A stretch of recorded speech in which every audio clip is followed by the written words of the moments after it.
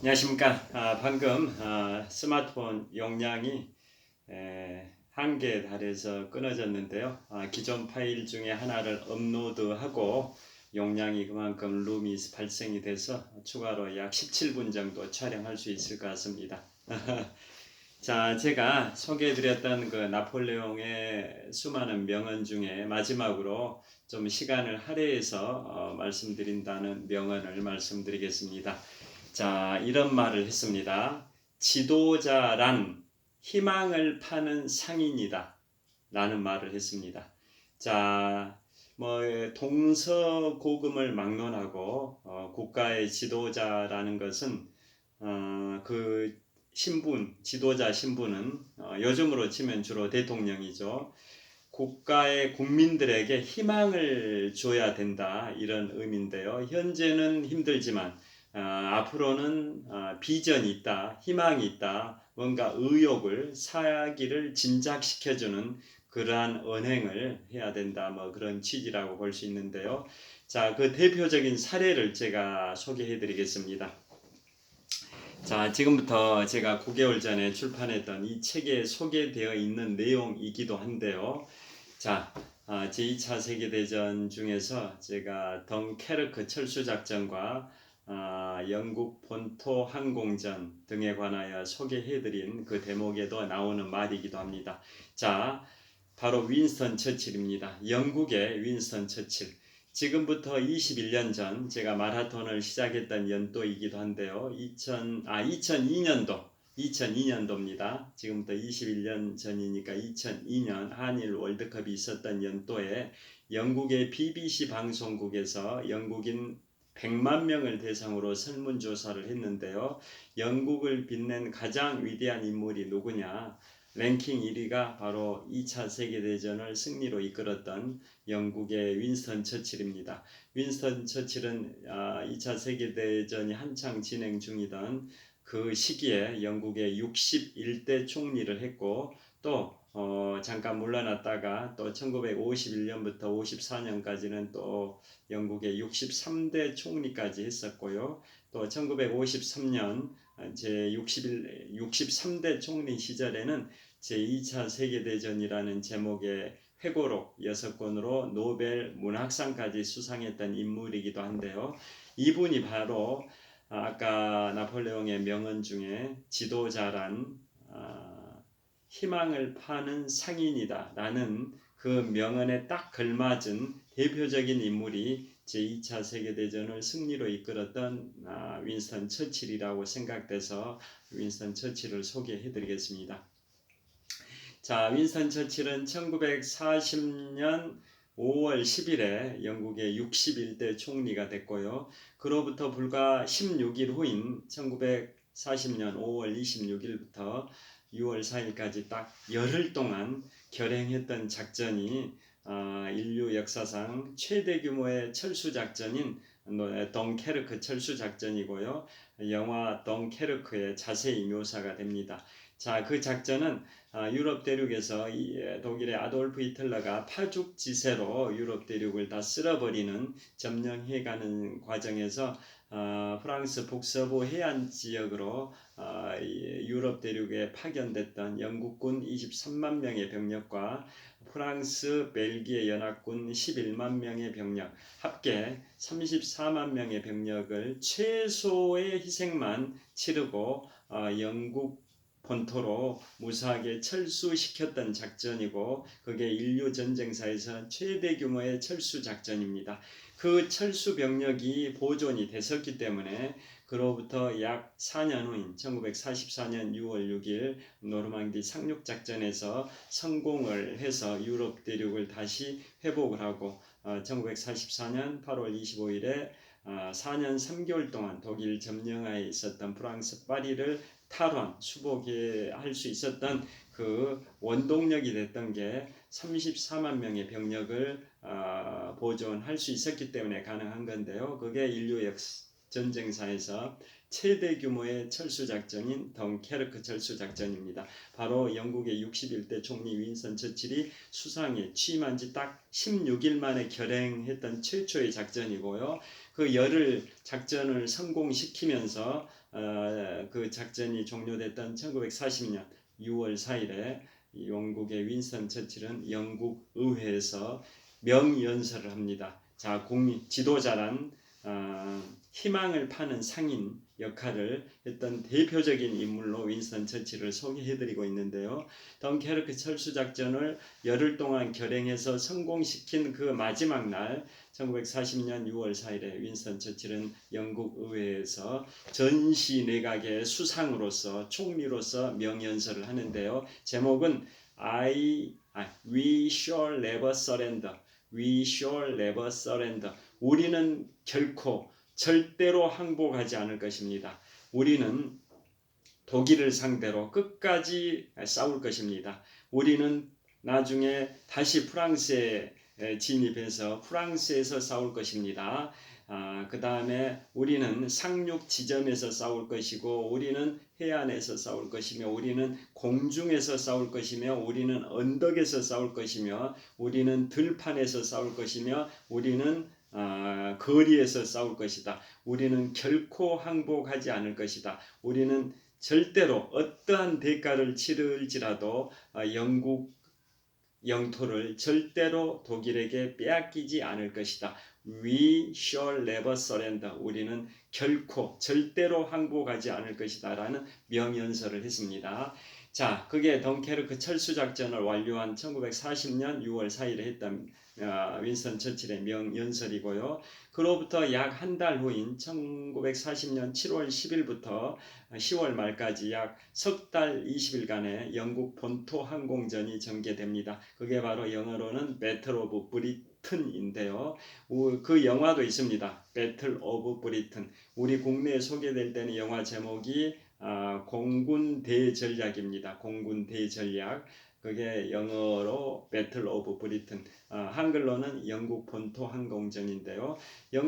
영국의 그 유럽 파견군 23만 명과 프랑스, 벨기에 연합군 11만 명, 합계 34만 명의 병력이 인류 최대 규모의 철수작전인 덩케르크 철수작전을 통해서 영국 본토로 이동을 해가니까, 독일의 아돌프 히틀러는 영국을 점령하기 위해서는 영국 상공에서 무차별 폭격, 용담 폭격을 가해가지고 영국의 항복을 받아내겠다라고 해서 전개된 게 1940년 7월 10일부터 10월 말까지 석 달 20일 동안 전개된 영국 공군과 독일 공군 간의 항공전인데, 그것을 영국 본토 항공전, 배틀 오브 브리튼이라고 합니다. 그런데 결국은 영국이 승리합니다. 윈스턴 처칠이 승리를 했는데요. 영국이 승리했던 세 가지 이유가 있습니다. 첫째, 영국의 레이더망이 발달됐습니다. 160km 거리에서 접근해오는 독일 공군기의 공습을 다 사전에 감지해가지고 미리 대비 태세를 갖출 수 있을 정도로 레이더가 매우 발달했다라는 거. 그 다음에 영국 공군 전투기가 독일 공군 전투기보다 훨씬 성능이 뛰어났었습니다. 그래서 영국 두 번째가 그거고요. 세 번째가 바로 국민들의 항전 의지입니다. 국민들이 끝까지 포기하지 않겠다라는 국민들의 항전 의지. 그 항전 의지가 세 번째, 영국이 본토 항공전에서 독일 공군을 막아낼 수 있었던 승리의 3대 요소인데요. 그 중에 마지막, 국민들의 항전 의지의 원동력은 바로 영국이 낳은 최고의 위대한 인물, 61대와 63대 총리를 지냈던 윈스턴 처칠입니다. 윈스턴 처칠이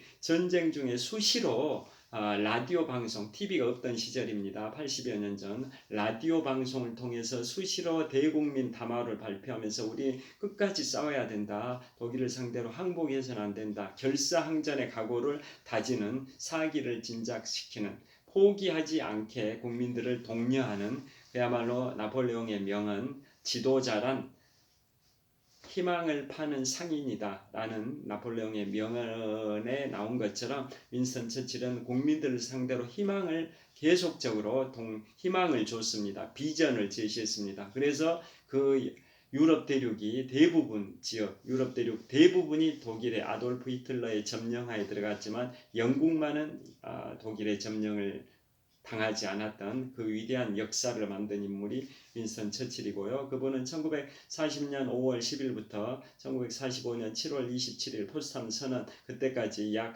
5년 3개월 정도 영국의 61대 총리를 했고요. 그 다음에 정권이 바뀌어서 노동당의 애틀리 총리 내각으로 바뀌었다가 다시 1951년 10월부터 54년 4월까지 또 3년 반 정도 또 63대 총리까지 했던 인물이고요. 63대 총리 시절에 작년에 서가신 엘리자베스 2세 여왕이 즉위를 했었습니다. 그 다음에 그 윈스턴 처칠이 또 어떤 멋진 말을 했냐면 또 희망을 주는 또 멋진 말을 했습니다. 자, 제2차 세계대전의 전환점이 됐던 4대 전투가 있는데요. 태평양 전선, 제가 여기에 다 언급했던 내용들을 지금 요약해서 말씀드리겠습니다. 태평양 전선에서는 바로 미드웨이 해전입니다. 1942년 6월 4일부터 6월 7일까지 3박 4일 동안 전개된 미드웨이 해전, 이 태평양 전선의 전환점의 시작이고요. 본격적인 태평양 전선의 전환점은 그로부터 2개월 후인 1942년 8월 7일부터 6개월 동안 전개된 남태평양 솔로몬 제도에서 있었던 과달카날 전역입니다. 그게 태평양 전쟁의 본격적인 전환점이고 태평양 전쟁의 전환점의 시초는 미드웨이 해전입니다. 그 다음에 북아프리카 전투, 북아프리카 지역에서는 이집트 지역에서의 엘 알라메인 전투입니다. 그것은 1942년 7월에 제1차 엘 알라메인 전투, 또 1942년 10월 하순부터 11월 초까지는 제2차 엘 알라메인 전투가 있는데요. 그게 또 북아프리카 전선에서는 이제 2차 세계대전의 전환점입니다. 전환점이라는 게 그 전환점 전에는 독일군이 승리를 우세했던 반면에 전환점 이후에는 이제 연합국이 우세했다라는 그런 의미입니다. 그 다음에 동부전선, 독일을 중심으로 동부에 있었던 소련 지역에서의 2차 세계대전의 전환점이 됐던 전투는 1942년 7월 17일부터 1943년 2월 2일까지 약 6개월 반 정도 전개된 인류 역사상 최대 규모의 사상자가 발생된 200만 명 정도의 사상자가 발생된 스탈린그라드 전투고요. 그 다음에 서부전선, 독일을 중심으로 서쪽에 있는 서부전선에서의 전환점이 됐던 전투는 1944년 6월 6일에 인류 역사상 최대 규모의 상륙작전인 노르망디 상륙작전입니다. 여하튼 2차 세계대전의 전환점이 됐던 4개 전투가 있는데요. 그 중에 북아프리카 전선에서는 바로 이집트, 또 튀니지, 모로코, 알제리 이쪽에서 발생되었는데요. 그 중 핵심이 이집트 지역입니다. 엘 알라메인 전투에서는 영국의 버나드 몽고메리 장군과 독일의 사막의 여우라는 별명을 갖고 있는 에르빈 롬멜 장군이 격돌해서 영국이 승리했는데요. 그 승리 후에 윈스턴 처칠이 또 명언을 했습니다. 뭐라고 했냐? 엘 알라메인 전투 승리 후에 제2차 엘 알라메인 전투가 더 유명합니다. 자, 뭐라고 했냐면 우리는 이 엘 알라메인 전투가 전쟁의 끝의 시작이라고 할 수는 없지만 전쟁의 시작의 끝이라고 할 수는 있다. 우리는 엘 알라메인 전투 이전에는 승리를 맛보지 못했지만 엘 알라메인 전투 이후에는 결코 패배를 맛보지 않았다 라고 말을 했을 정도로 엘 알라메인 전투가 북아프리카 전선에서 제2차 세계대전의 전환점이 됐다라는 의미입니다. 자, 이런 식으로 영국의 위대한 인물 윈스턴 처칠은 61대와 63대 총리를 지낸 인물로서 나폴레옹의 명언처럼 지도자란 희망을 파는 상인이다라는 그 말에 딱 맞는 대표적인 인물입니다. 1953년에 노벨 문학상까지 받았던 인물이기도 합니다. 또 그 다음에 이제 나폴레옹 시대로 다시 가보면 200여 년 전 또 나폴레옹의 몰락을 가져왔던 인물이 바로 1815년 6월 18일에 영국의 아서 웰즐리 웰링턴 공작인데요.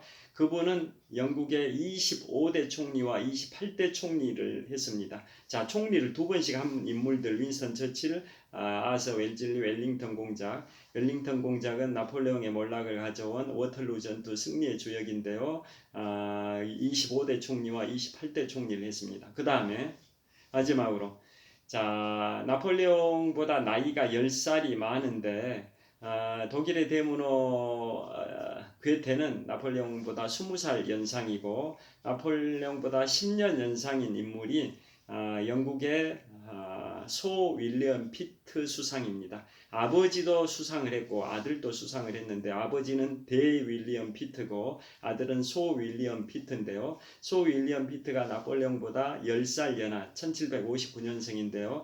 나폴레옹은 25살에 장군이 됐는데 소 윌리엄 피트는 24살에 영국의 수상이 됐습니다. 1인지하 만인지상의 자리에 있는 수상, 영국의 수상을 24살에 영국의 16대 총리가 됐고 나중에 영국의 18대 총리도 했습니다. 총리를 두 번 했죠. 자, 24살의 나이에 영국의 총리가 되고 나폴레옹 시대에 나폴레옹에 맞서서 대프랑스 동맹을 주도했던 맹주 국가가 영국인데요. 그 시기에 영국의 총리를 했던 소 윌리엄 피트가 이제 나폴레옹의 아우스터리츠 전투의 후에 말했던 명언이 있습니다. 자, 나폴레옹의 40번 승리의 전투 중에 최고의 영광을 가져온 게 1805년 12월 2일 나폴레옹 황제즉위 1주년 시점에서 발생됐던 아우스터리츠 전투인데요. 그 전투가 끝나고 그 영국의 16대 총리 소 윌리엄 피트가 이런 말을 했습니다. 지도를 말아두게.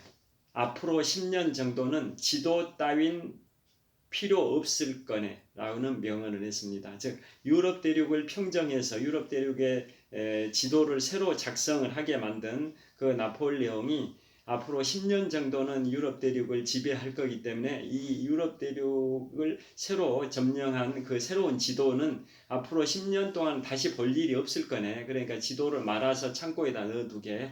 앞으로 10년 동안 이 지도 따윈 필요 없을 게네 라는 명언을 하고 그로부터 한 달 반 후에 사망을 했습니다. 나폴레옹은 52세의 나이로 사망을 했는데요. 윌리엄 피트는 47살의 나이로 사망을 했습니다. 영국의 16대 총리는 18년 동안 했고 그 다음에 잠깐 국왕과 갈등이 있어서 3년 정도는 물러났다가 1804년에 다시 18대 총리로 복귀를 했는데요. 나폴레옹에게 최고의 영광을 가져온 아우스터리츠 전투가 있는 다음에 나폴레옹의 승리로 끝난 다음에 한 달 반 후인 1806년 1월 하순에 윌리엄 피트 수상이 사망을 했습니다. 자, 그 정도로 나폴레옹의 아우스터리츠 전투의 승리는 유럽 열강들에게 큰 충격을 줬었습니다. 그래서 윌리엄 피트 수상 애견처럼 그로부터 10년 동안은 나폴레옹의 전성기가 가고요. 그로부터 10년이 지난 1815년 6월 18일 워털루 전투에서 아서 웰즐리 웰링턴 공작의 영국군과 프로이센 연합군에 의해서 나폴레옹이 워털루 전투에서 패배하면서 이제 몰락을 했는데요. 그러니까 소 윌리엄 피트 수상의 명언처럼 10년 동안 나폴레옹의 전성기가 갔던 겁니다. 자, 그 인물이 바로 소 윌리엄 피트 수상으로 나폴레옹보다 10살 연상인데 나폴레옹 시대에 대프랑스 동맹군을 주도했던 맹주 국가 영국의 수상, 24살에 영국의 수상이 됐던 인물입니다. 그리고 그 아우스터리츠 전투는 또 얼마나 유명했냐? 그 신성 로마 제국, 독일의 전신이 신성 로마 제국인데요. 신성 로마 제국 844년의 역사를 멸망시켜 버렸습니다.